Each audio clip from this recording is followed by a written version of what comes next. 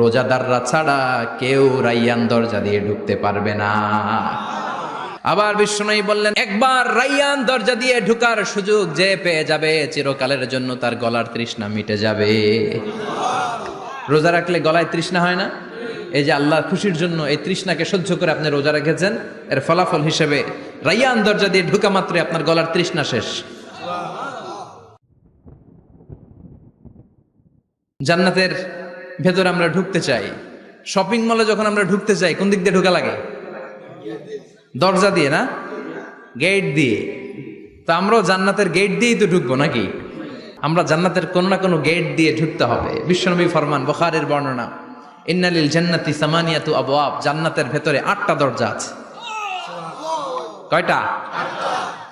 বিশ্বনবী একবার সাহাবাদেরকে নিয়ে ওয়াজ করছেন, বলছেন তোমাদের মধ্যে এমন একজন ব্যক্তি আছে